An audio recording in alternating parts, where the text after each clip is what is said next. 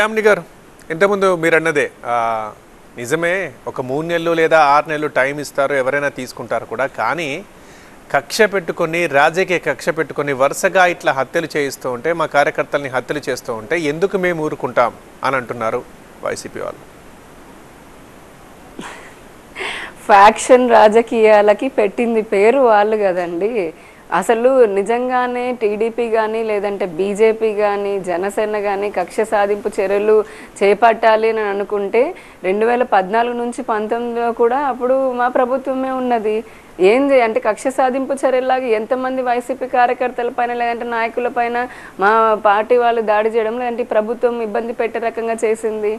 ఏ రోజు కూడా కూటమి అంటే ఈ 3 పార్టీలకు కూడా ఇటువంటి హత్య రాజకీయాలు లేదా హింసని ప్రోత్సహించేటటువంటి అలవాటు లేదు, అవసరం కూడా లేదు. దట్టు ఇప్పుడు 2014 నుంచి 19 వరకు రాష్ట్రం చాలా అభివృద్ధిని చూసింది. 19 నుంచి 24 వరకు కూడా రాష్ట్రం అంధకారంలోకి వెళ్ళిపోయింది. ప్రజలు నానా కష్టాలు పడ్డారు. ప్రతి శాఖలోనూ కూడా వేల కోట్ల అప్పులు అయిపోయినాయి. మేము ఇప్పుడు మాకున్నటువంటి తక్షణ కర్తవ్యం ఒక బాధ్యత, అది మేము దీన్ని సేవ అనుకుంటున్నాం, బాధ్యత అనుకుంటున్నాము.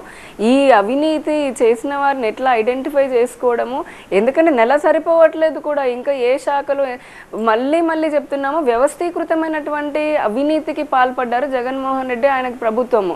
ఏదో ఒక మనిషి ఒక చోట ఒక డిపార్ట్మెంట్లో చేసిన అవినీతి కాదు, గ్రామ స్థాయి నుంచి కూడా రాష్ట్ర స్థాయి వరకు అన్ని విభాగాల్లోనూ వ్యవస్థీకృతమైనటువంటి చేశారు. కాబట్టి దాన్ని కరెక్ట్ చేసుకోవాలి. రెండోది ఆర్థికంగా ఈ రాష్ట్రాన్ని ముందుకు ఎలా తీసుకొని వెళ్ళాలి, ఇటువంటి వాటిలపైనే మేము ఆలోచనలు ఉన్నాయి. మాకు ఎవరిని హింసించాల్సింది, రాజకీయంగా కక్ష పెట్టుకొని హత్యలు చేయాల్సినంత అవసరం మాకు లేనే లేదు. అటువంటి వ్యవస్థ కూడా మా పార్టీలో ప్రభుత్వంలో ఉండదు. కేవలం నిరాధారమైనటువంటి ఆరోపణలు ప్రజలు కూడా నమ్మట్లేదు.